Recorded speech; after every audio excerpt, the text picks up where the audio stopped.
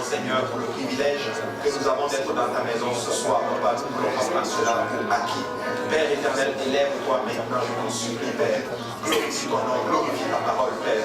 Aide-moi à transmettre cela sans crainte ni faveur.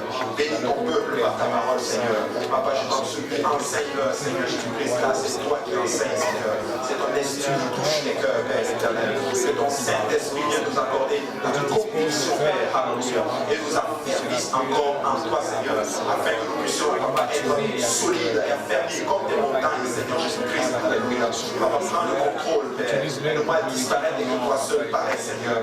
Moins les cœurs qui me reçoivent cela sans crainte ni faveur, Seigneur. Et que tout honneur et toute la gloire te reviennent. Et nous disons tous au nom de Jésus. Au nom de Jésus. Alléluia. Et juste avant de vous asseoir, battons encore les mains pour le Seigneur.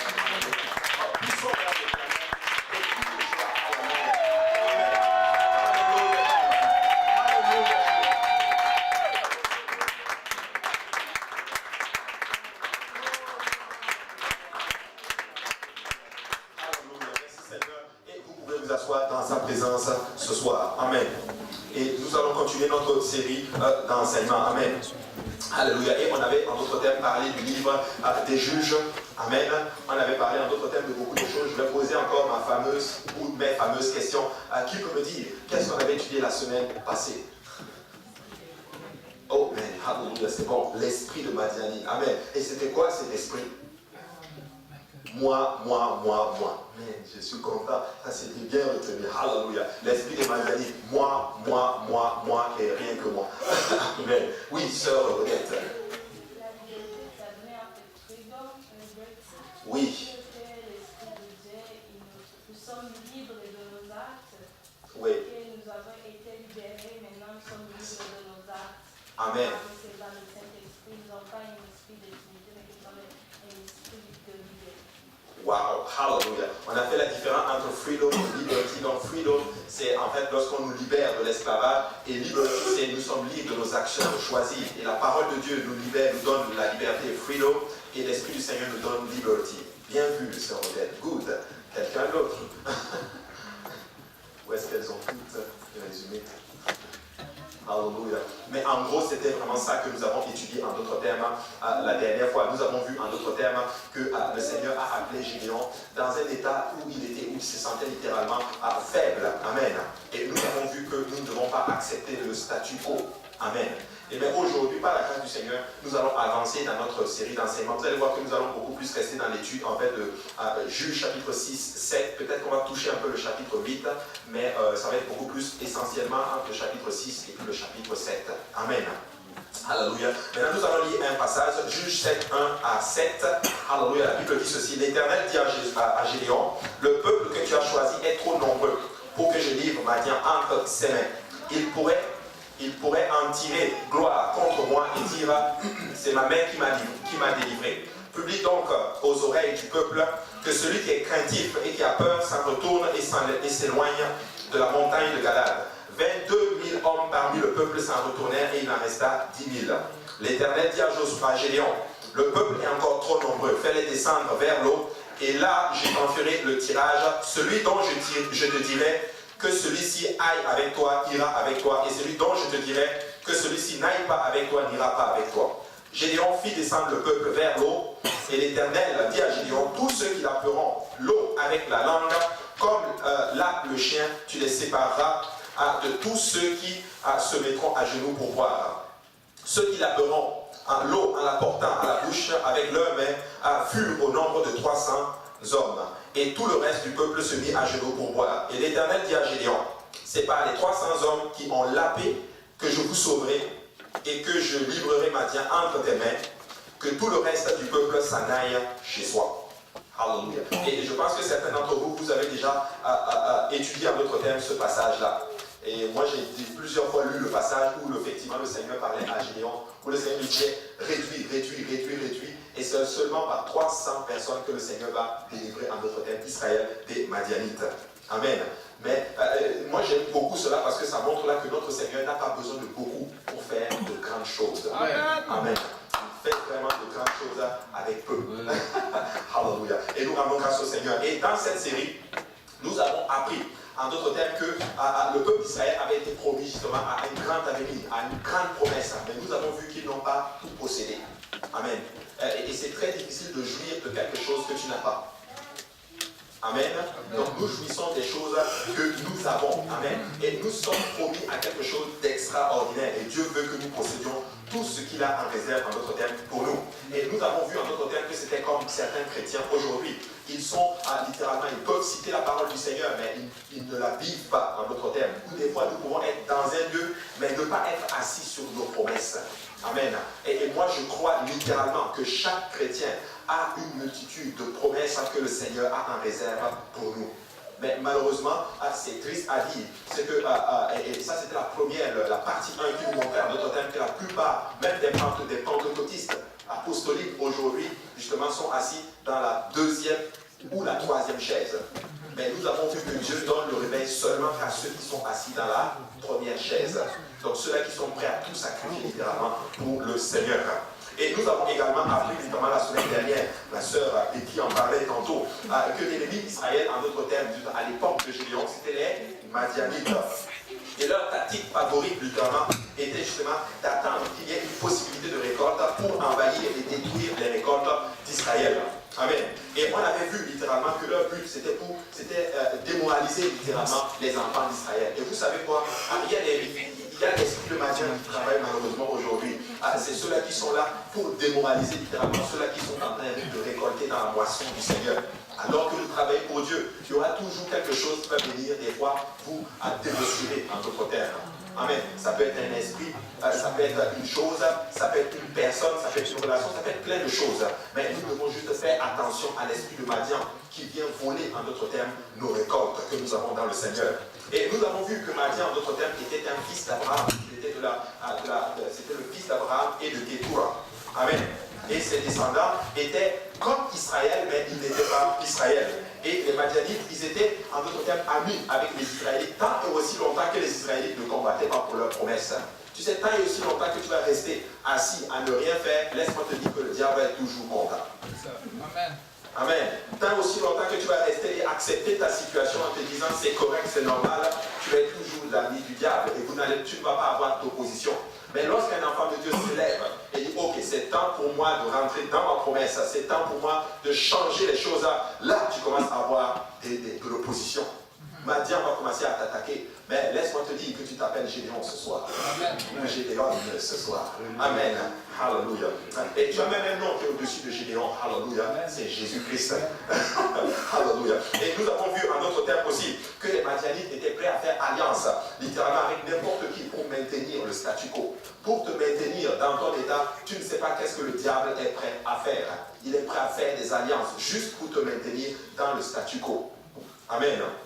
Et on avait vu aussi que le nom Madian signifie bagarre, querelle, dispute. Amen. Et donc nous devons faire attention. Nous ne devons pas être des agents de dispute. Oui, sœur Jessica.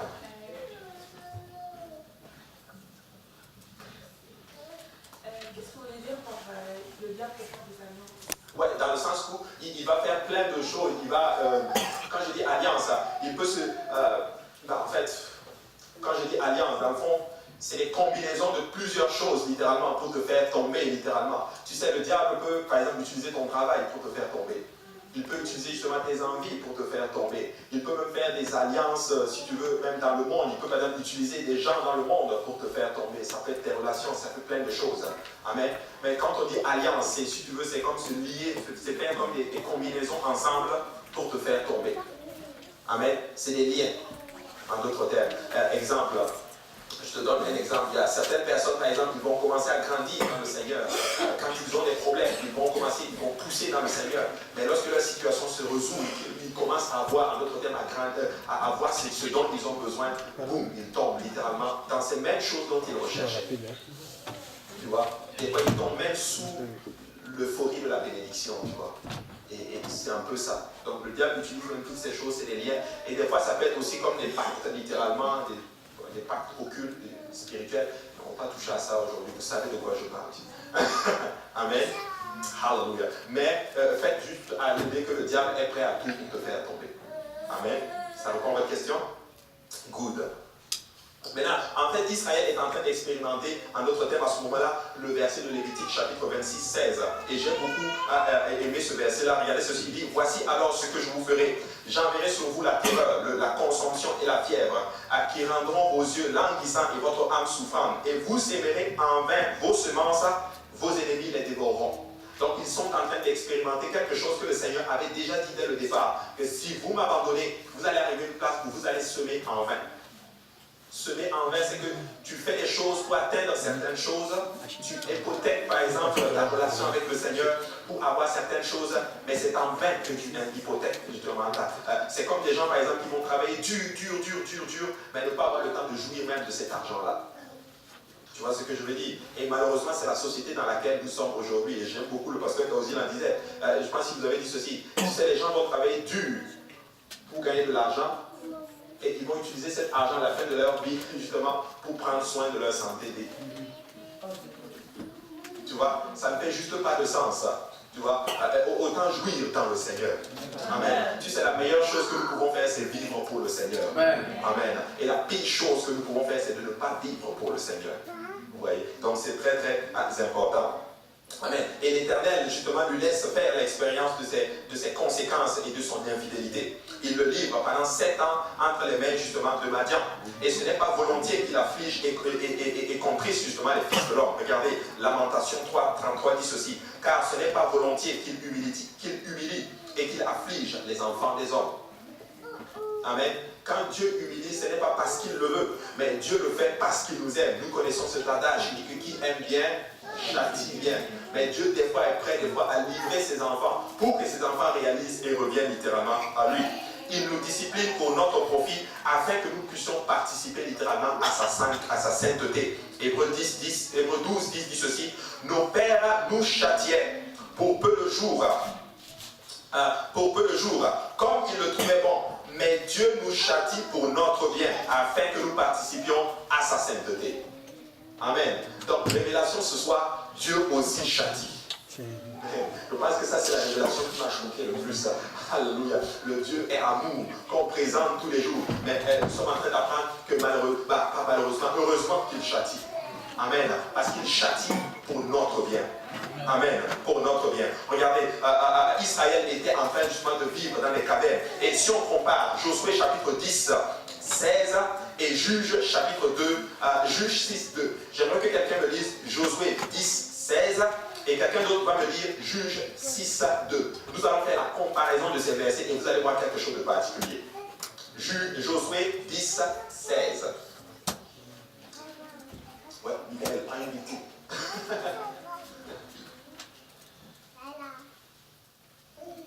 Ouais. Josué 10, 16. Amen.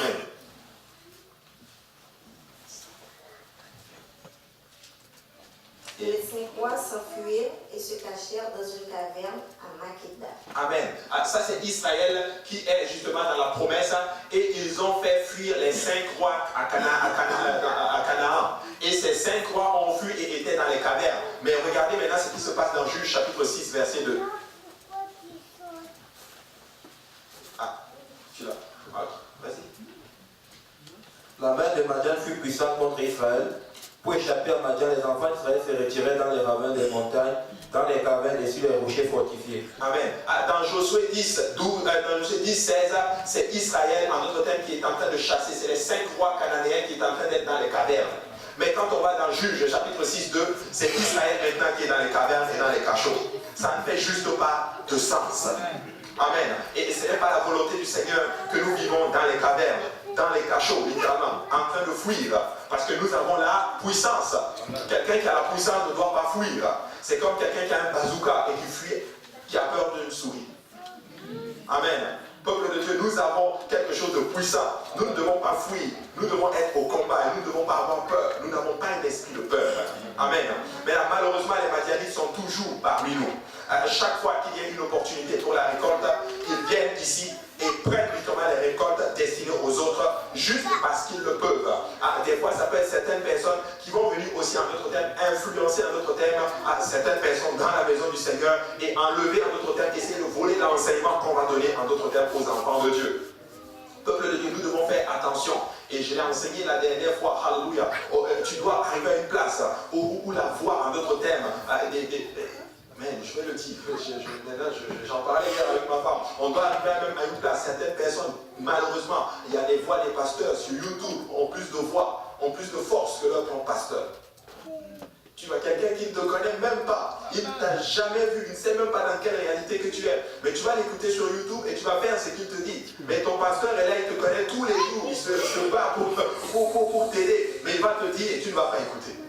Moi, je n'ai jamais compris ça. Fraîche, pasteur, fraîche. Mais ouais, nous devons faire attention au peuple de Dieu. Amen.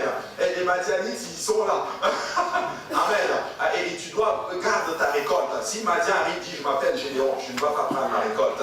J'ai reçu des enseignements et je garde cela dans le nom de Jésus-Christ. Amen. Très important. Et la seule façon de combattre Madian, on avait vu que l'esprit de Madian c'était moi d'abord. Mais la seule façon de combattre l'esprit de Madian, c'est d'avoir l'esprit de Dieu d'abord. Amen. Si tu as l'esprit de Dieu d'abord, tu vas vaincre moi d'abord. Amen. Tu dois arriver à une place. Non, ce n'est pas moi qui compte, mais c'est Dieu d'abord qui compte. Mais et si nous arrivons le moi d'abord, laissez-moi vous dire que Dieu d'abord va prendre, en d'autres termes, le dessus. Amen. Et c'est très important de comprendre cela. Et Gédéon a beaucoup, littéralement lutté. Mais ce qu'il faut comprendre en d'autres termes, c'est que quand la situation semblait impossible, Gédéon était prêt à croire en celui qu'il a appelé. Il était prêt à croire ce que Dieu a dit en ce qui lui concerne. Amen. Ça lui a pris un temps peut-être pour comprendre cela, mais à un moment donné, il a compris cela. Alors, peuple de Dieu, des fois, ça peut arriver que nous prenions du temps pour comprendre littéralement quel est notre rôle, quel est notre devoir, alléluia, dans le royaume de Dieu. Mais il faut arriver une place où nous comprenons littéralement les choses, où nous commençons à prendre des responsabilités. Amen. Amen. Et ça, c'est très important. Vous savez, l'instant d'après, la scène change. L'ange de l'Éternel se montre à Gédéon, on en avait parlé littéralement. Il s'agit de celui qu'Ésaïe appelle en d'autres termes l'ange de sa face. Ça se trouve dans 63, Ésaïe 63, 9, on ne va pas le lire. Mais cet ange déclare, l'Éternel est avec toi, fort et vaillant homme. Amen. Peut-être qu'il faut qu'on le lise. Amen. Mais il dit, l'Éternel est avec toi, fort et vaillant homme. Ça se trouve ça c'est dans Juge chapitre 6, verset 12. L'Éternel est avec toi, tu es fort, vaillant homme. Amen. Quelqu'un peut lire Ésaïe 63, 9. Ésaïe 63, 9. Et quelqu'un d'autre, Juge 6, 12.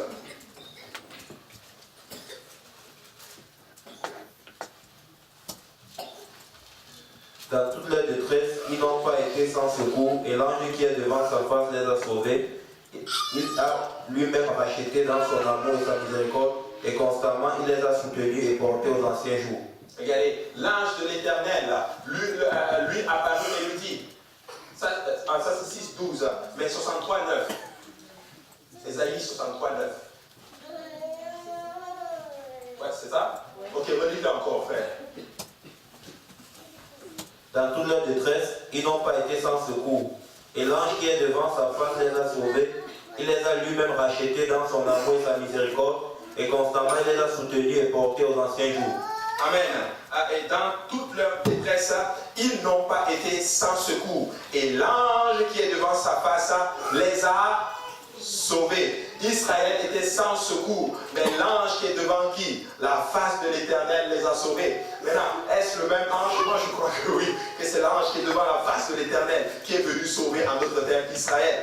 Et l'ange est venu dire à Israël, plutôt à Gédéon, lève-toi, vaillant héros, vaillant homme. Et toi tu te regardes, non je n'y arrive pas, non je suis abattu, non je suis comme ci, je suis comme ça. Alors que devant l'Éternel, on te regarde comme un vaillant. Alléluia. Tu sais, Dieu nous regarde tellement mieux que nous-mêmes nous regardons. Amen. Et c'est très très très important. Amen. Parce qu'il sait ce qu'il va faire littéralement de Gédéon, c'est-à-dire un vainqueur. Et toute la gloire sera pour Dieu. Dieu avait décidé que Gédéon sera un vainqueur. Et Dieu a décidé depuis longtemps, avant même que tu sois conçu dans le sein de ta mère, que tu es un vainqueur. Tu es un champion. Tu as vaincu littéralement par Christ. Mais toute la gloire appartient à Dieu. Amen. Ça, c'est là où nous tombons beaucoup. Amen. Nous réalisons des choses. Alléluia. Et nous sommes contents. Et j'ai beaucoup aimé. Et nous sommes pas aimé là, mais je vois ce langage beaucoup dans la chrétienté aujourd'hui. Ça, c'est plus les jeunes. Dieu m'a touché. Je suis un leader. je suis appelé à un leadership. Oui, nous sommes appelés à un leadership. Amen. Mais nous sommes appelés littéralement à faire confiance au Seigneur. Je ne veux pas rentrer dans l'enseignement de dimanche, mais le Seigneur est vraiment bon. Amen. Maintenant, il va faire de Gédéon un champion. Mais Gédéon devait être formé littéralement dans le secret, comme l'argile dans la main du potier. Tu sais, Dieu, pour faire de toi un champion, il va d'abord justement te prendre dans ses mains, il va te briser littéralement, et il va commencer justement à te former, à te modeler littéralement, pour que tu deviennes le champion qu'il désire. Écoute, tu ne peux pas être un champion sans être dans les mains du Seigneur. Tu ne peux pas être un champion sans être modélé dans le Seigneur. Et moi, il y a quelque chose que j'aime beaucoup dans le Seigneur, c'est la brisure. En fait, je n'aime pas cela dans le Seigneur, mais je suis obligé. Si tu veux être un champion, tu dois passer par la brisure. Tu sais, quand Dieu te brise, c'est là que tu es le plus proche du Seigneur, parce que tu es dans ses mains. Et quand il brise, ça fait mal. Amen. Il dort ici, des fois, il détruit tout. Alléluia, il tape. Et quand tu ne réagis plus, là, tu es mort. Là, maintenant, il te lève. Il dit, ok, là, tu es prêt maintenant à aller grand champion. Alléluia. Je sais que beaucoup d'entre vous, vous n'aimez pas ça, mais le Seigneur est vraiment bon. Amen. Maintenant, mais le combat premier de Gédéon ne débute pas littéralement contre Madian, mais contre sa propre maison paternelle. Amen. C'est là justement que doit se manifester d'abord notre obéissance. Regardez ce qu'il dit. Tu renverseras à l'autel de Baal qui est à ton père et tu couperas la sphère qui est auprès. Juge 6, 25.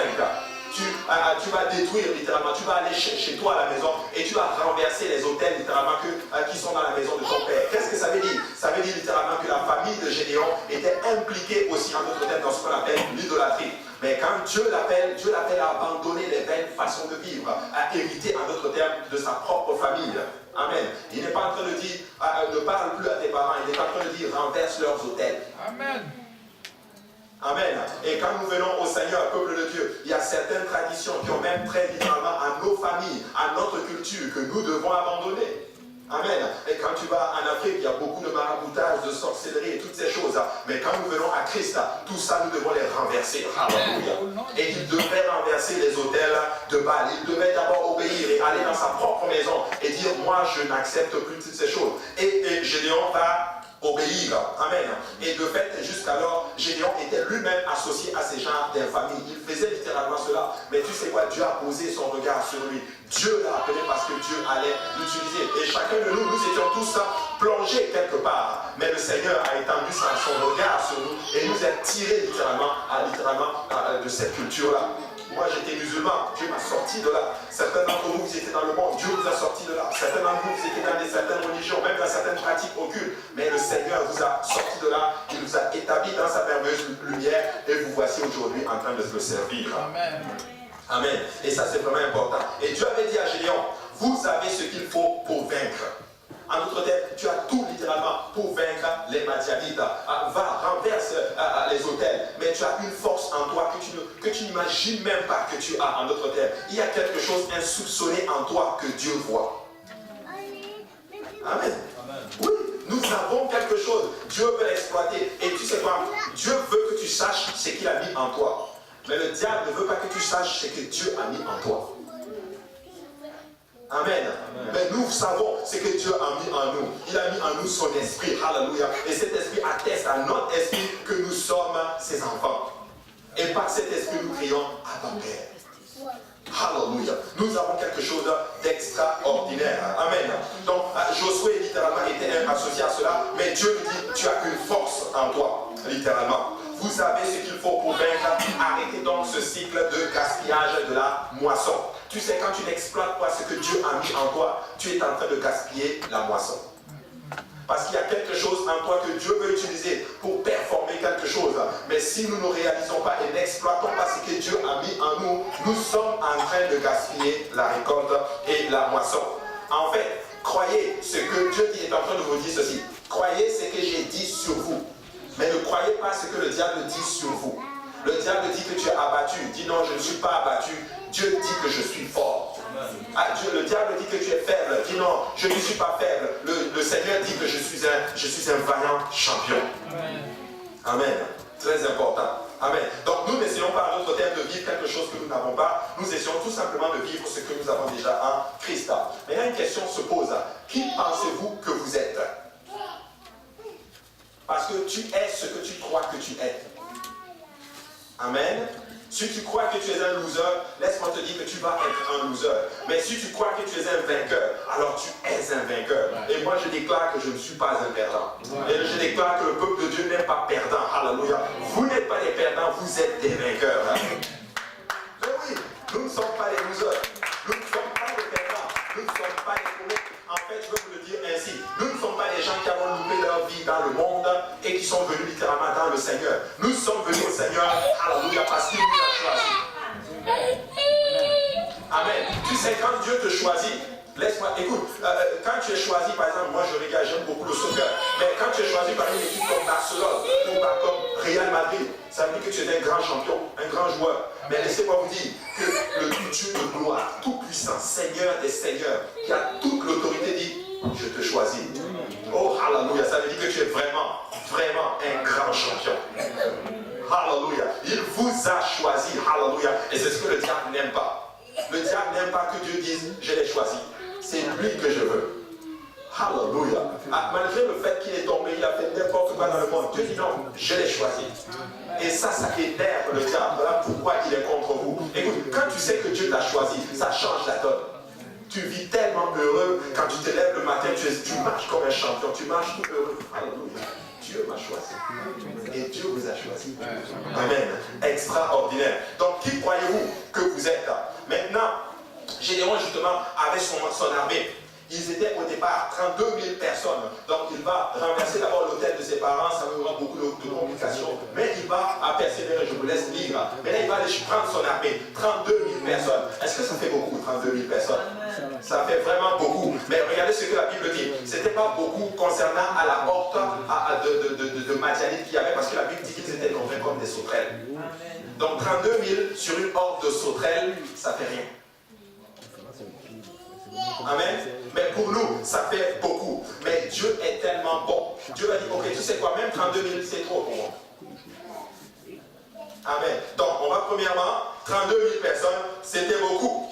Amen. Hein? Maintenant, Gédéon avec 32 000 personnes contre une horde de pillards, nombreux comme des sauterelles.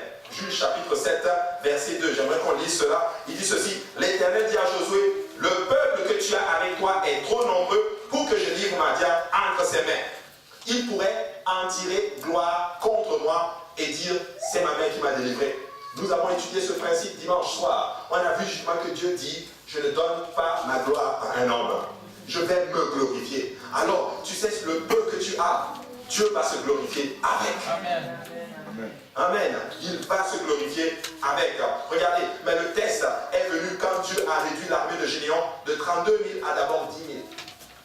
Et de 10 000 à 300. Écoute, 300, ça fait moins de 1% du nombre initial.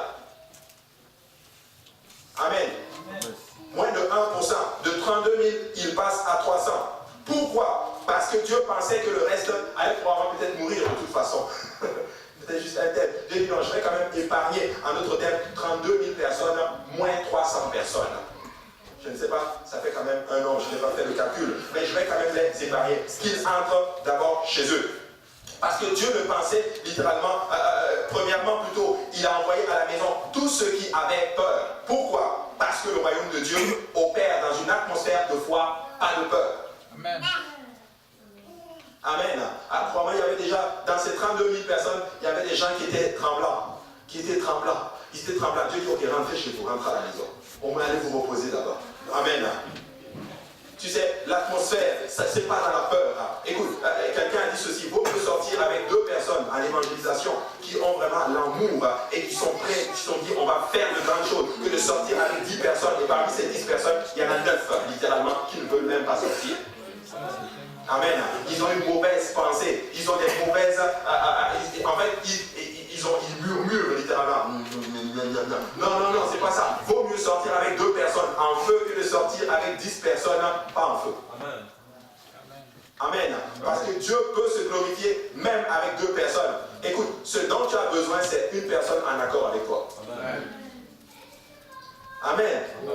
Et moi, je suis content de voir des gens d'accord avec vous. En tout cas, le Seigneur est vraiment bon. Pourquoi? Parce que Dieu savait en d'autres termes ce qu'il a fait. Il a envoyé à la maison tous ceux qui avaient peur. Parce parce que le royaume de Dieu ne s'opère pas dans une atmosphère de peur, mais une atmosphère de foi. Regardez, Deutéronome 28, nous avons une histoire pareille. Regardez, les officiers continueront à parler au peuple et diront: qui est-ce qui a peur et manque de courage? Qu'il s'en aille et retourne chez lui, afin que ses frères ne se découragent pas comme lui. Donc tu sais, quand tu as peur, vaut mieux être éloigné des autres, parce que ta peur est contagieuse. Mais la foi est aussi contagieuse. Quand tu as peur, tu peux contaminer quelqu'un. Tu peux pousser quelqu'un littéralement à ne pas faire la chose. Et il y a certaines personnes, ils ont ces spécialités-là. Ils savent influencer les autres. Ils savent arriver et dire, ok, il y a un projet, ils sont capables de changer littéralement la mentalité d'une personne et de l'amener dans leur mentalité. Mais ce n'est pas ça le but. Nous voulons faire l'œuvre du Seigneur. Amen. Amen. Nous voulons faire l'œuvre du Seigneur. Nous voulons influencer dans le bon sens. Hébreux 11, verset 11, 1 dit ceci: or la foi est une ferme assurance des choses qu'on espère, une démonstration de celles qu'on ne voit pas. Hébreux 11, 6, or la foi, sans la foi il est impossible de lui être agréable, car il faut que celui qui s'approche de Dieu croit que Dieu existe et qu'il est le rémunérateur de ceux qui le cherchent. Amen. Maintenant, Dieu va renvoyer à la maison tous ceux qui buvaient justement l'eau en se prosternant au lieu de la paix de leurs mains. Les rangs se sont beaucoup éclaircis. Et voici, Dieu dit à Gédéon, le peuple est encore trop nombreux. Amen. Descends-les, réduis le nombre. Probablement que quand le Seigneur est passé de 32 000 à 10 000, je me disais, mais Seigneur, qu'est-ce que tu es en train de faire? Dieu dit même 10 000, ça fait trop. Baisse encore le nombre. Amen. Et là, Dieu va faire un test et boum, on va encore descendre littéralement et il va rester juste 300 personnes. Le peuple est trop nombreux, fais-les descendre vers l'eau. Et là, je les ai purés. Juge 7,4. Gédéon obéit. Et Dieu choisit parmi eux ceux qui n'ont pas cherché leur aise, mais ceux qui étaient en état d'alerte dans l'attente du combat. Tu sais, quand tu es en état de combat, Dieu va te choisir. Quand tu es enthousiaste, littéralement, pour faire l'œuvre du Seigneur, Dieu va te choisir. Première chose, pour être choisi par Dieu, il faut être enthousiaste. Amen. Il ne faut pas juste être abattu. Mais si tu es enthousiaste, même si tu n'as pas la capacité, il va te qualifier pour que tu puisses faire son œuvre. Amen. Ceux qui ont été choisis ne croyaient pas seulement que Dieu pouvait gagner la bataille demain, mais ils croyaient que Dieu pouvait gagner la bataille maintenant. Tu sais, ce qu'on veut, ce n'est pas des gens qui croient que le réveil va arriver demain, mais ceux qui croient que le réveil va arriver maintenant. Amen. Amen. C'est cela que Dieu recherche. Parce que ceux-là, ils ont l'esprit de la chaise de Josué. Ils sont prêts à sacrifier et Dieu les utilise. Peuple de Dieu, soyons sur nos gardes, sur nos gardes. Les bonnes choses de la vie présente nous mettent souvent à l'épreuve que ne le font les mauvaises choses. Amen. Tu sais, des fois, quand tu arrives dans des moments où ça ne va pas, c'est là que tu réalises littéralement, justement, à quel niveau où tu es. Tu dois vraiment servir le Seigneur. Mais des fois, certaines bonnes choses nous arrivent et nous ne réalisons pas littéralement l'impact des choses. Ah, je vais être honnête avec vous. Certains d'entre vous, vous servez le Seigneur parce que des fois, à un moment donné, c'était chaud. Amen. Amen. Alléluia. Des fois, il y a eu le feu. et ça nous a aidés. Gloire à Dieu. Amen. Mais écoutez, peuple de Dieu, nous devons arriver à une place où nous réalisons littéralement ce que le Seigneur veut faire justement de nous. Amen. Nous ne discernons pas toujours pourquoi Dieu choisit telle personne pour le servir. Amen. Dieu peut choisir n'importe qui pour le servir. Et des fois, tu ne réalises pas. Mais Dieu sait qui il choisit. Et laisse-moi te dire que si tu es enthousiaste et que tu as l'envie de faire l'œuvre du Seigneur, il va te choisir. En fait, il t'a même déjà choisi. Amen. Alléluia. Si vous êtes là, c'est parce que Dieu vous a choisi. Amen. Pas quelqu'un qui vous a choisi, c'est parce que Dieu vous a choisi. Amen. Mais là, peut-être dans une circonstance toute simple, de peu d'importance à nos yeux, ils ont recherché, en d'autres termes, à plaire au Seigneur. Nous ne savons pas pourquoi Dieu a choisi littéralement certaines personnes, 300 personnes, mais peut-être dans une circonstance inconnue, ces gens ont peut-être recherché de faire plaisir au Seigneur. Peut-être d'une façon où nos yeux humains ne voient pas, mais tu ne sais pas qu'est-ce que la personne fait. La personne cherche vraiment le Seigneur. Dieu dit, toi je te choisis. Alors que nos yeux étaient peut-être, non, Dieu va choisir telle personne. Dieu dit non, c'est telle personne que je vais choisir. Pourquoi? Parce que Dieu regarde les motivations. Dieu voit l'état de notre cœur. Il sait qu'est-ce qu'il y a à l'intérieur. Il te dit, toi je vais te choisir. Voilà pourquoi il dit, l'homme regarde à ce qui paraît, mais l'Éternel regarde au cœur. Il voit l'état de ton cœur, il voit la motivation. Voilà pourquoi il choisit. Amen. Amen. Alors, peuple de Dieu, si nous cherchons à faire plaisir au Seigneur, laisse-moi te dire que ça nous qualifie pour être choisis par le Seigneur. Ce n'est pas les muscles que Dieu regarde, ce n'est pas la capacité que Dieu regarde, même la capacité oratoire ou même toutes ces choses, peu importe le ministère dans lequel Dieu appelle, mais quand Dieu choisit, Dieu regarde le cœur. Amen. La personne n'est pas parfaite, mais Dieu va regarder la motivation de son cœur. Amen. Très important. Donc, le Seigneur, il l'a appelé et le Seigneur lui confie en d'autres termes la tâche. Regardez, Hébreux 3, 7 dit ceci. C'est pourquoi, selon ce qu'il dit le Saint-Esprit, aujourd'hui, si vous entendez sa voix, n'endurcissez pas vos cœurs comme lors de la révolte, le jour de la tentation dans le désert, où vos pères me tentèrent pour m'éprouver et ils virent mes œuvres pendant 40 ans. Aussi, je fus irrité contre cette génération et je dis, ils ont toujours un cœur qui s'égare. Ils n'ont pas connu mes voies. Donc c'est toujours comme à l'intérieur.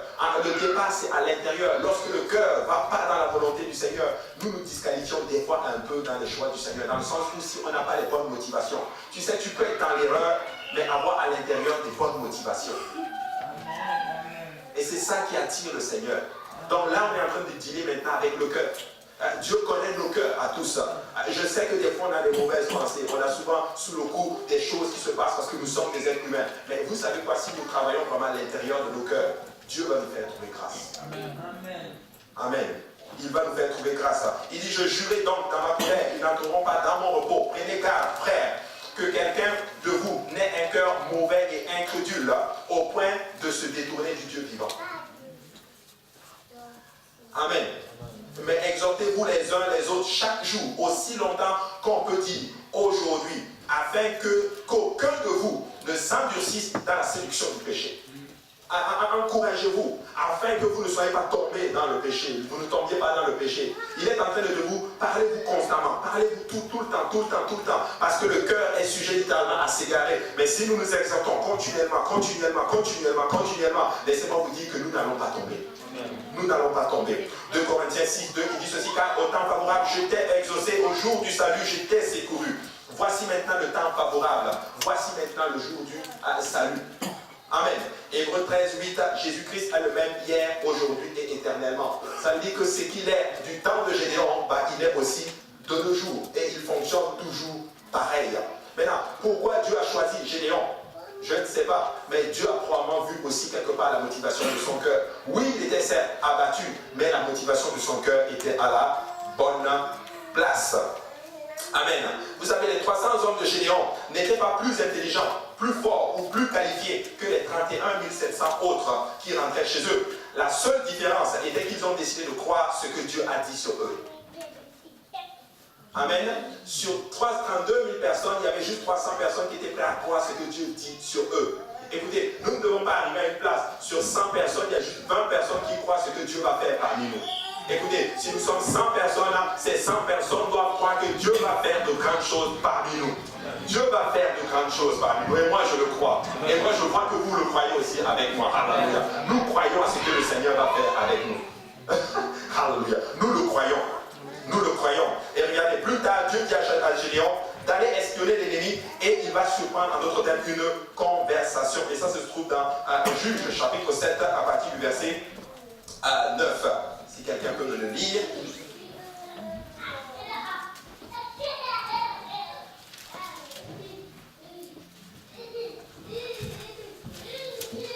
L'Éternel dit à Gédéon, pendant la nuit, laisse-toi descendre au camp, car je l'ai livré entre tes mains. Oui, continue, frère. Si tu crains de descendre, descends-y avec Pura, ton serviteur.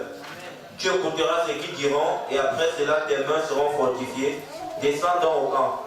Il descendit avec Pura, son serviteur, jusqu'aux avant-postes du camp. Amen. Et là, Gédéon justement a besoin justement d'être rassuré. Dieu lui donne Dieu lui dit, ok, lève-toi et descends littéralement au camp. Le Seigneur va lui donner ce qu'on appelle va lui faire voir comme le songe que quelqu'un a fait, littéralement. On va le relire encore. L'Éternel dit à Josué pendant la nuit, lève-toi, descends au camp, car je l'ai livré entre tes mains.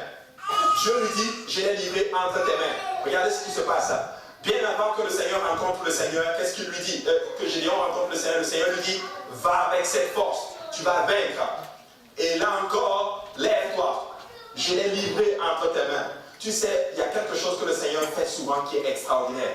Il va toujours, en d'autres termes, renouveler sa promesse. Il va toujours t'encourager en te rappelant les promesses qu'il a faites dans ta vie. Oui, il l'a fait à Gédéon dans le temps, mais là il lui répète encore, je les ai livrés entre tes mains. Amen. Et Gédéon avait besoin justement d'assurance du Seigneur. Le Seigneur va donc lui donner un puissant encouragement. Et l'Éternel l'invite à descendre de lui vers l'immense camp de Madian. Et il ajoute, si tu crains d'y descendre, descends-y vers le camp, toi et Pura, ton jeune homme. Tu entendras ce qu'ils diront, ensuite tes mains seront fortifiées. Dieu lui dit, même si tu es faible, va avec quelqu'un. Tu sais, dans certains cas, quand Dieu appelle, Dieu ne projette pas de mettre quelqu'un. Comme quand il appelait Moïse, Aaron n'était pas dans le plan de Dieu, mais finalement Aaron est allé. Mais dans ce cas, c'est Dieu lui-même qui lui suggère, descends avec Pura. Écoute, descends avec le jeune homme. Il va t'aider littéralement dans l'accomplissement de la parole. Et je rends grâce à Dieu que quand Dieu appelle pour une œuvre, il appelle aussi d'autres hommes, alléluia, pour l'œuvre. Et nous sommes ensemble littéralement dans cette œuvre pour faire ce que le Seigneur va faire littéralement. Amen. Amen. Peut-être que l'homme de Dieu qui est devant vous des fois aussi, il a peur. Mais Dieu va dire, descends avec ces hommes-là avec toi. Descends avec ces hommes-là afin que tes mains puissent être fortifiées. Une foi réelle reconnaît toujours sa faiblesse. Amen. Une foi réelle reconnaît toujours sa faiblesse. Gédéon accepte cette leçon humiliante. Gédéon n'a pas dit, oh mais c'est moi le chef. Pura, tu n'as pas le droit de venir avec moi. J'irai, comme ça le peuple saura que c'est moi le chef. Non, il descend avec Pura en humilité. Écoute, peuple de Dieu. Le secret pour réussir dans le Seigneur, c'est l'humilité. Si tu marches dans l'humilité, il va t'élever. Si tu marches dans l'humilité, le Seigneur va puissamment t'utiliser. Mais si tu marches dans l'orgueil, le Seigneur va être tout le temps. Il va te résister. Il dit, il fait grâce aux humbles et il résiste à l'orgueilleux. Mais la clé, nous devons marcher sous humilité. Nous devons marcher sous les voies du Seigneur. Et le Seigneur va faire de grandes choses. Et Gédéon a compris ce principe. Écoute, c'est mon jeune homme. Je ne sais même pas quelle est sa capacité en d'autres termes. Mais l'Éternel me dit, si je suis fatigué, va avec lui. Écoutez, moi j'ai besoin de vous. Et même le pasteur a besoin de nous. Amen. Le pasteur a besoin de nous. Il a besoin des hommes et de femmes qui vont s'élever, qui vont se tenir à la prêche. Alléluia, pour l'œuvre du Seigneur. Écoutez, c'est des choses que quand on prêche, c'est un peu bizarre quand tu es pasteur et que tu prêches ces choses. Mais je vais quand même le dire. Aucun ministère ne peut se faire seul. Amen. Amen. Tu as besoin d'hommes et de femmes qui vont s'élever, qui vont se tenir à la prêche, qui vont prier, qui vont être sérieux, qui vont prendre les œuvres en main pour réussir l'œuvre du Seigneur. Amen. Et je rends grâce à Dieu, alléluia, que le Seigneur ait fait ainsi. Amen. Des fois, c'est bon que on ne puisse pas faire tout seul. Écoute ceci, tu ne pourras jamais faire tout seul. Tu auras toujours besoin de quelqu'un d'autre. Amen. Mais si nous travaillons main dans la main, il va faire des grandes choses parmi nous. C'est volontiers qu'il prend Pura avec lui. À l'heure du danger, un compagnon reçu de Dieu est un grand soutien. Alléluia. Tu sais quand ça ne va pas et que Dieu t'envoie un soutien. Alléluia. Que ce soit moral, psychologique, quelqu'un qui va t'encourager dans la présence du Seigneur. Quelqu'un qui est là, alléluia, dans les moments difficiles. Ça fait toujours du bien. Et peuple de Dieu, nous devons être comme cela. Nous ne devons pas, alléluia, arriver à une place. Quand quelqu'un est abattu, nous laissons la personne. Mais quand quelqu'un est abattu, va vers la personne. Relève la personne. Quand je suis parti en voyage, il y a une personne qui est venue. Alléluia, on avait fini le service du dimanche. Et j'étais avec un des pasteurs, Joe, qui venait des États-Unis. Et la personne est venue, elle a dit, et il nous a demandé, priez pour moi parce que je sens que Dieu m'appelle dans le ministère. Je vous assure, le pasteur Joe, c'est quand même un ancien grand, c'est vraiment un grand homme de Dieu. Et il est un peu comme le pasteur Grave. Il se ressemble à la même façon de prêcher, la même façon d'être. Et le pasteur Joe n'a pas prié pour elle. Il a juste fait un enseignement. Il a dit, as-tu parlé à ton pasteur que Dieu t'appelle dans le ministère? Elle fait oui. J'ai fait parfait. Good. Si tu l'as fait, bon point. Maintenant, voici ce que tu vas faire. S'il y a des choses à faire dans la maison du Seigneur, fais-le. Si tu arrives dans la maison du Seigneur et que tu vois quelqu'un qui est abattu, va réconforter la personne. Si tu arrives dans la maison du Seigneur et que tu vois une personne qui est abattue, ma soeur, qu'est-ce qui ne va pas? Je vais prier avec toi. Je vais t'encourager. Elle a dit, c'est bon. Si tu fais ça, Dieu va t'utiliser. Il n'a pas prié pour elle. La personne se retourne vers moi et me dit, ah, je suis venu pour la prière, mais j'ai reçu l'enseignement. Et puis elle est repartie. Mais je sais que Dieu va utiliser cette personne. Si elle met en pratique cela, Dieu va utiliser la personne. Tu sais, si tu veux être utilisé dans le ministère, sois prêt à encourager les autres. C'est ça le travail de Dieu. Relever les uns les autres. Pas rabaisser les uns les autres. Des fois, nous ne rabaissons pas par la parole, mais nous rabaissons des fois par le visage, par le regard. Amen. Amen. Mais nous devons faire attention. Nous devons nous soutenir les uns les autres. Amen. Et ça, c'est extraordinaire. Amen. Maintenant, une fois reconnaît, je l'ai toujours dit, maintenant ce chef fort, littéralement, qui paraît fort et courageux aux yeux de ces hommes, est pourtant rempli de crainte. Gédéon avait peut-être l'air fort aux yeux de ces hommes, mais c'était un homme qui était rempli de beaucoup de crainte. Est-ce que vous voulez que je vous donne une révélation? Savez-vous que c'est moi certaines personnes, alléluia, dont j'en fais partie, qui se tiennent des fois souvent devant vous et sont remplies de beaucoup de peur et de crainte. Alléluia. Je vois une mec qui s'élève à l'arrière, il a même dit, il est d'accord avec moi. Laisse-moi faire, ne laisse-moi tomber. Alléluia. Mais je vous dis, c'est vrai. Mais laissez-moi vous dire qu'ensemble, nous nous fortifions les mains. Amen. Regardez, Dieu a décidé qu'il recevrait de la bouche de l'ennemi la confirmation que Madian va être livré en sa main. Il entend un songe et son interprétation. Regardez, Jules 7,13, Gédéon arriva et voici, un homme racontait à son camarade un songe. Il disait, j'ai eu un songe et voici un gâteau de pain d'orge qui roulait dans le camp de Madian. Il est venu heurter jusqu'à la tente et elle est tombée. Et il l'a retournée sans dessous et elle a été renversée. Son camarade répondit, ce n'est pas une autre chose que l'épée de Gédéon, fils de Joas, homme d'Israël. Dieu a livré entre ses mains Madian et tout le camp. Vous savez, le portrait qui est fait de Gédéon n'est pas justement de ceux qui étaient en train de le flatter littéralement. Mais Gédéon n'était même pas là, il ne savait même pas que Gédéon écoutait. Mais c'était des gens qui étaient assis et qui disaient, même ce Gédéon, il est fort, il est puissant. Écoute, toi tu as souvent peur de toi, mais ton ennemi te regarde et dit que même ce type, il tient, il est fort, il est puissant. Peut-être que nous avons de la crainte, mais quand l'ennemi nous regarde, ils disent que même cette église, alléluia, c'est une église en feu, alléluia, c'est une église qui est capable de renverser, alléluia, les formes du diable, alléluia. Alors vous dites, cette église, elle est puissante, cette église, elle est glorieuse. Écoutez, tous les pasteurs qui sont venus de loin, ils ont senti la puissance que le Seigneur a déversée sur chacun de vous. Tu sais, tu ne réalises pas, en d'autres termes, ce que le Seigneur a mis en vous. Mais peuple de Dieu, Église de l'Est, écoutez-moi, vous êtes puissants dans le Seigneur. Continuons encore une fois, continuons de prier, continuons dans la consécration et il va faire des grandes choses. Écoute, une communauté a besoin d'une Église puissante. Amen. Montréal a besoin d'une Église comme l'Église de l'Est. Alléluia. Je ne sais pas pour vous, mais moi j'aime l'Église de l'Est. Battez les mains pour vous.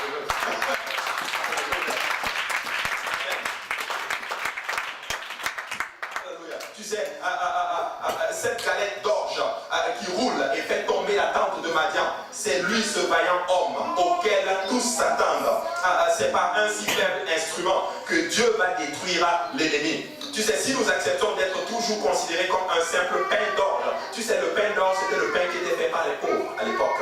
Mais si tu es prêt à te considérer évidemment comme un pain d'orge, laisse-moi te dire que la puissance de Dieu va s'accomplir dans ton infirmité. Si tu reconnais, je reconnais ma faiblesse, je sais que je ne peux pas faire ça de moi-même. C'est là que Dieu va agir. Amen. Moi, je sais que je ne suis pas fort, mais je sais que Dieu est tout. Amen. Vous n'êtes pas puissant, mais Dieu est tout puissant. Alors, si nous reconnaissons cela, Dieu va tout refaire. Il va faire des choses à travers nous. Alléluia. Et Gédéon se prosterne et retourne avec empressement au petit camp d'Israël. Plus abaissé que jamais à ses propres yeux, il déclare, levez-vous, car l'Éternel a livré le camp de Madian entre votre main. Il était à bas, lui-même, je ne peux pas faire ces choses, mais il se lève et il va voir les gars, levez-vous. On va aller parce que le Seigneur nous a livré le camp. Tu sais, quand tu commences à descendre toi-même, laisse-moi te dire que Dieu commence à être fort en toi. Et là, tu peux dire au peuple, levez-vous. Levez-vous. Écoute, tu sais quoi, rabaisse-toi, commence à te rabaisser toi-même et laisse Dieu grandir en toi. Qu'est-ce que Jean a dit? Je dois décroître pour que lui puisse croître. Si tu décroît, Christ va croître littéralement. Alors l'église de l'Est, écoutez-moi. Si nous décroissons, Christ va croître en nous. Christ va croître en nous. Et ça c'est vraiment important. Levez-vous, car le Seigneur a livré littéralement entre nos mains. Jules 7,15, lorsque Gédéon eut entendu le reçu du songe et son explication, il se prosterna, revint au camp d'Israël et dit, levez-vous, car l'Éternel a livré entre vos mains le camp de Madian. Le temps est vraiment contre moi. Alléluia. Mais j'ai bientôt terminé. Vous savez, comme je l'ai dit, l'or était un grain utilisé principalement par les gens pauvres. Et ce petit gâteau était tellement stable et dur dans le songe qu'il pourrait justement rouler comme une roue. Et c'était suffisant pour gagner la bataille. Tu sais, ça ne prend pas beaucoup pour gagner la bataille. Ça prend un peuple qui a soif du Seigneur. Un peuple qui veut que les âmes puissent être sauvées. Qui va se donner, qui va se consacrer. Et Dieu va faire de grandes choses. Écoute, peut-être ça ne prend même pas beaucoup d'argent. Tu sais, le peu que ce que nous avons, alléluia, Dieu va l'utiliser, le peu que nous avons, Dieu va l'utiliser pour faire de grandes choses. Amen. Tu sais, je rends grâce à Dieu pour l'église de l'Est. On était quoi, une soixantaine de personnes. Mais regardez la bénédiction du Seigneur. Dieu a pu acquérir ce bâtiment pour l'église de l'Est. Il est capable de faire de grandes choses avec le peu que tu as. Amen. Il est capable de faire de grandes choses. Vous savez, les armes de notre guerre ne sont pas charnelles, mais puissantes par Dieu. Par Dieu. 2 Corinthiens 10, 4. Pour livrer au combat, combat à Madian, Gédéon a enseigné disons, par l'Éternel, donne à ses compagnons des instructions qui peuvent paraître étranges. Ils doivent prendre d'abord avec eux ce qu'on appelle des trompettes. Que quelqu'un dise des trompettes. En sonnant avec éclat. Et le peuple qui allait à la guerre contre un ennemi qui le précède était rappelé en mémoire devant l'Éternel. Et celui qui le délivrait, des trompettes. Mais qu'est-ce des trompettes? Pour aller contre une guerre, faire une guerre. Écoute, moi je m'attendais à ce qu'ils prennent justement des bazookas, qu'ils prennent des F-16, alléluia, qu'ils prennent, je ne sais pas moi, des tanks. Bon, il n'y avait pas ça à l'époque, alléluia. Mais moi je pensais que c'était ça, littéralement. Mais Dieu dit non, vous allez prendre des trompettes. Amen. Et le peuple qui allait avec lui, probablement, était probablement choqué. Mais monsieur Gédéon, ou du moins chef, c'est-à-dire qu'on va en guerre. Êtes-vous sûr que nous devons prendre des trompettes? Oui, mon cher ami, nous devons prendre des trompettes. Ça va arriver des fois que l'homme de Dieu va prendre des décisions, alléluia. Tu ne vas pas comprendre ces décisions, alléluia. Mais si tu obéis seulement, Dieu va faire de grandes choses. Si tu obéis, Dieu va faire de grandes choses. Tu sais, nous devons rappeler au Seigneur littéralement ce qu'il a fait dans le passé. En sonnant avec éclat, le peuple qui allait à la guerre contre un ennemi qui le précède était rappelé en mémoire devant l'Éternel et celui-ci le délivrerait. Nombre chapitre 10, 1 à 10. Regardez ce que la Bible dit.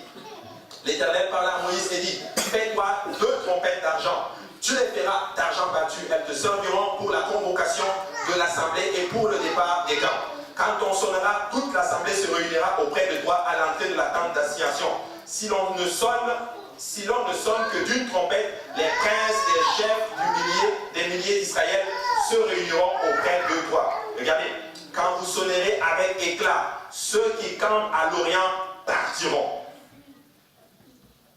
Ceux qui campent à l'Orient partiront. Écoute, ça c'était les lois que le Seigneur était en train de donner littéralement à Israël. Quand vous sonnez de la trompette, les gens ils vont commencer à se regrouper. Mais dans ce cas-là, il y avait juste 300 personnes littéralement. Moi je pense que Josué était juste en train de convoquer tout simplement l'armée céleste. Amen. Amen. Il était en train de les convoquer. Nous sommes prêts. Venez juste combattre pour nous. Écoute, si tu t'accroches au Seigneur, le Seigneur, lui, va combattre pour toi. Écoute, Dieu ne veut pas que tu combattes, Dieu veut juste que tu lui fasses confiance. Amen. Faisons-lui confiance et il va combattre pour nous. Alléluia. Regardez, les fils d'Aaron, les sacrificateurs sonneront des trompettes. C'était les sacrificateurs qui devaient sonner quoi? Les trompettes. Alors, quand ton pasteur sonne la trompette, alors entends et sois là. Amen. Entends et sois là. Amen. Regarde, lorsque dans votre pays vous irez à la guerre contre un ennemi qui vous combattra, vous sonnerez des trompettes avec éclat et vous serez présents au souvenir de l'Éternel votre Dieu et vous serez délivrés de vos ennemis. Dans vos jours de joie, dans vos fêtes, à vos nouvelles lunes, vous sonnerez des trompettes en offrant vos holocaustes et vos sacrifices d'action de grâce et elles vous mettront en souvenir devant votre Dieu. Je suis l'Éternel votre Dieu. Mais là, voici là où je voulais vous amener. Ça vient juste de tomber dans mon esprit. Tu sais, la trompette, c'était pour convoquer l'armée. Mais la trompette avait aussi justement un autre volet. C'était pour annoncer la fête. Amen. Donc, venez, on va combattre et en même temps, il était dans le livre, faites la fête parce que nous avons déjà gagné. Amen. Aïe, aïe, aïe. Vous n'avez pas. En tout cas, moi, je vais juste commencer maintenant à sonner ma trompette. Nous devons faire la fête. Nous avons déjà gagné. Nous devons combattre dans la victoire. Regardez, il dit ceci, dans vos jours de joie, dans vos fêtes et dans vos nouvelles lunes, vous sonnerez des trompettes. Mais Josué dit, prenez des trompettes. Oh, alléluia. Vous savez à quoi correspondent ces trompettes? Je l'ai déjà dit, ça peut correspondre littéralement à nos louanges, à la parole de Dieu littéralement, qui nous assemble ensemble. Tu sais, quand tu sors ta trompette, quand tu commences à louer le Seigneur, même dans tes problèmes, le Seigneur agit. Quand tu loues le Seigneur quand ça ne va pas, quand tu danses pour le Seigneur alors que ça ne va pas, il combat pour toi. Moi, je ne sais pas qu'est-ce qui se passe dans le monde spirituel, mais je sais une chose, que quand un enfant de Dieu ouvre sa bouche et commence à donner des actions de grâce à son Seigneur, je suis convaincu que dans le monde spirituel, laisse-moi te dire qu'il y a une armée, une cohorte, hallelujah, qui commence à combattre littéralement pour ce peuple-là. Amen. Alors nous devons apprendre, hallelujah, même dans nos difficultés, à bénir son Saint-Nom, à l'élever et à le glorifier. Seigneur, nous te rendons grâce. Nous sonnons de la trompette déjà parce que nous avons la victoire. Amen. Amen. Et tu sais quoi, même si je sonne de la trompette et que par exemple personne ne vient, je sais qu'il y aura une cohorte d'anges qui va venir faire cette bataille pour moi. Alléluia. Merci Seigneur Jésus-Christ. Ces combattants insolites devaient prendre avec eux aussi des cruches vides dans un instant qui seraient justement brisées. Les compagnons de Gédéon devaient apprendre la même grande leçon d'humilité que leur chef au camp de Madian. Tu sais, Dieu lui dit, voici ce que vous allez faire. Mais il devait aussi arriver à cette place où il enseigne cette même leçon d'humilité littéralement à son peuple. Dieu l'a d'abord humilié. Mais lui doit enseigner cela à son peuple. Et le peuple devait comprendre que la clé de la victoire, c'est l'humilité, peuple de Dieu. Amen. Amen. Il devait d'abord s'humilier, il devait prendre des cruches vides. Mais à quoi représentent les cruches vides? Ces cruches vides ne représentent-elles pas représente-t-elle pas ce que chaque racheté est en elle-même? Regardez 2 Corinthiens 4, 1 à 11, on ne va pas le lire. Faire ressortir la beauté de ce symbole. L'apôtre Paul rappelle d'abord que nous sommes appelés à manifester la vérité afin que l'évangile de la grâce resplendisse devant les hommes. Et il agit. Mais nous avons ce trésor dans des vases de terre, afin que l'excellence de la puissance soit de Dieu et non pas de nous. Nous sommes comme des vases de terre, des cruches vides. Amen. Tu sais, si tu reconnais que tu es une cruche vide, Dieu va t'utiliser. Nous ne sommes rien, mais Christ est tout. Amen. Nous ne sommes rien, mais le Dieu que nous servons est capable de faire cela pour nous. Peuple de Dieu, n'oublions jamais ce principe. Marchons dans l'humilité. Marchons beaucoup dans l'humilité et Dieu va agir. Et Dieu va agir. C'est très très très important. Regardez, car si nous ne sentons pas que le vase de terre et que le vase est de terre, nous ne sentirons pas non plus que la puissance est de Dieu. Si tu ne sens pas que tu es vraiment faible, tu ne vas pas sentir que Dieu est fort. Amen. Amen. Mais si tu arrives à cette place, tu dis, non, moi je suis capable, laisse-moi te dire, ok, parfait. Tu ne pourras pas réaliser la puissance de Dieu. Nous ne sommes pas capables, mais Dieu est capable. Alléluia.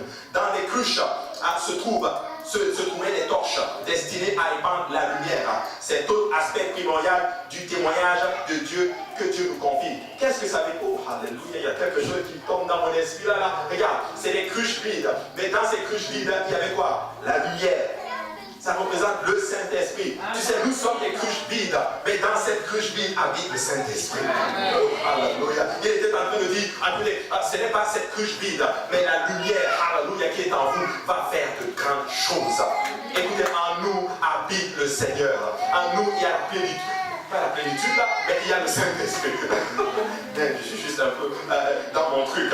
La lumière de Christ ne doit pas non plus être mise sous le boisseau ou sous le lit, mais doit briller. Plus très éclat pour que les gens puissent le voir. Gédéon dit à ses compagnons, regardez ce que je vais faire et faites de même. Ils obéissent et c'est la victoire. Écoutez, si nous voulons gagner, nous devons réaliser que nous ne sommes rien. Si nous voulons gagner, nous devons arriver à cette place littéralement où nous sommes faibles de nous-mêmes. Et Gédéon a compris ce principe-là. Dieu l'a d'abord humilié, Dieu a travaillé avec lui. Et après cela, Dieu l'a utilisé avec peu d'hommes. 300 personnes. Dieu a performé le miracle. Alors, Église de Dieu, nous avons tous ces enseignements pour savoir comment Dieu doit nous utiliser. Amen. Nous devons encore marcher encore dans l'humilité littéralement. Et Dieu va faire des grandes choses. Alléluia. Lèvons-nous tous ensemble. Oh. Alléluia. Écoute ce principe maintenant, Gédéon. Dis à ton voisin, Gédéon. Alléluia. Maintenant, écoute-moi, Gédéon. Tant que Gédéon sera humble, il sera toujours un vainqueur. Tant que Gédéon sera humble, il sera toujours un vainqueur. Et rien ne pourra t'ébranler. Tant que tu vas marcher dans l'humilité, le Seigneur combattra pour toi. Tant que tu vas attendre le secours de l'Éternel en silence, il combattra pour toi. Alors, nous allons faire, alléluia, maintenant, je ne sais pas, c'est pas une sorte d'alliance, mais nous allons demander cela au Seigneur. Je veux prier que Dieu bénisse l'Église d'un esprit d'humilité. Je veux prier que le Seigneur vous oigne d'une onction d'humilité. Vous savez, l'humilité, ça peut être très subtil. Il ne faut pas être, oh, moi je suis humble. Non, l'humilité, des fois, c'est quand tu réalises, je ne suis rien. J'ai besoin du Seigneur. L'humilité, c'est dire, j'ai aussi besoin de mon frère et de ma soeur. Tout ça, c'est dans le package. Écoute, je vais vous expliquer cela, l'humilité. L'humilité, j'ai besoin du Seigneur. Mais si Dieu envoie ton frère ou ta soeur pour t'aider, et que toi, tu ne veux pas son aide, pour certaines raisons qu'on ne va pas développer ici, tu n'es plus humble. Non, je veux l'aide de telle personne. Ce n'est plus de l'humilité. Amen. Mais l'humilité, ça veut dire ceci. J'ai besoin de Jésus, j'ai aussi besoin de mon frère et de ma soeur. Alors moi, j'ai besoin de vous. Et vous avez besoin les uns les autres. Et nous avons besoin les uns les autres. Amen. Votre pasteur, le pasteur Kaosi a besoin de vous. Amen. Nous avons tous besoin les uns les autres. Amen. Maintenant, voilà ce que nous allons faire. Nous allons nous tenir les mains ensemble. Alléluia. Des fois, tout de même toi avec ton voisin ou ta voisine dit, j'ai besoin de toi là. Ah, j'ai besoin de toi. Et nous allons dire ensemble, nous avons besoin de Jésus. Alléluia. J'ai aussi besoin de toi, mon frère, ma soeur. Amen. Et nous allons prier que le Seigneur répète l'esprit de l'Église de l'esprit humble. Et le Seigneur va faire son mieux à travers nous. Amen. Alléluia. Élevons nos voix et prions tous ensemble. Papa Jésus, nous venons maintenant te dire merci. Père, nous reconnaissons, Seigneur, notre état, nous sommes des couches vides, Seigneur. Et c'est toi qui es en nous, qui fais toute cette œuvre, Père. Nous reconnaissons aujourd'hui, Seigneur, Papa, que c'est toi qui vas gagner cette bataille, Père. Que c'est toi qui vas performer ce grand réveil, Seigneur. Que c'est ton nom qui sera élevé. C'est ton nom qui sera glorifié, Seigneur. Papa, nous voulons nous rabaisser afin que toi tu puisses croître, Seigneur. Père éternel, je te demande maintenant, Seigneur, Père, Papa. Révèle maintenant, Papa, chacun de nous, Seigneur, de l'esprit humble, Papa. Aide-moi à marcher dans l'unité, dans l'obéissance à ta parole, Père. L'obéissance à tes commandements, Papa. Aide-nous, Seigneur, Père éternel, Papa, à nous soutenir les uns les autres, Papa. Je vous prie que tu enlèves tout esprit orgueilleux, Père, tout esprit de compétition, maintenant, Papa. Tu glorifies ton nom, Seigneur Jésus-Christ. Nous ne voulons pas de l'esprit de moi d'abord, nous voulons l'esprit de toi d'abord, Seigneur Jésus-Christ. Alléluia, Papa. Je prie, Seigneur, que tu fortifies mon frère, que tu fortifies ma soeur, Papa. Que tu fortifies maintenant les dirigeants que tu as mis, Seigneur, Papa. Alléluia. Que tu les bénisses, Seigneur Jésus-Christ. Alléluia. Aide-nous, Père, à les accompagner, Seigneur, Papa, dans cette bataille, Seigneur. Alléluia. Comme on pourra accompagner, Seigneur, Gédéon, Seigneur, afin que ses mains puissent être fortifiées, Papa. Nous voulons maintenant te prier, Père. Agis puissamment parmi nous, Seigneur. Glorifie ton nom, glorifie ta parole, glorifie tes promesses, Seigneur.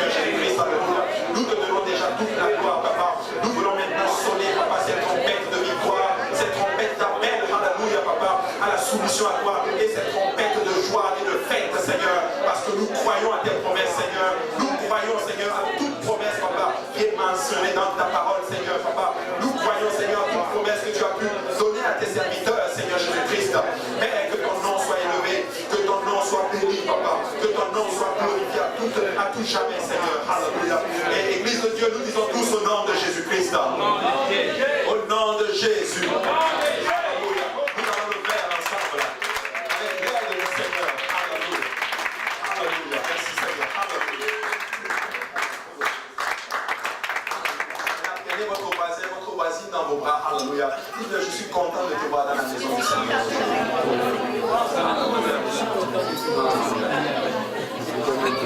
Alléluia. Et vraiment, allez voir même quelqu'un dont vous n'avez pas souvent l'habitude de parler à la personne.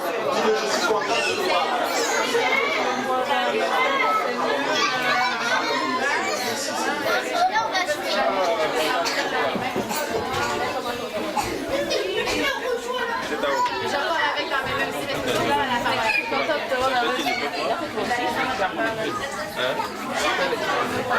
C'est parce que tu devais passer à la maison prendre ça, tu n'étais pas passé. Parce qu'il a laissé le temps, parce qu'il est allé à la maison, dans le passé.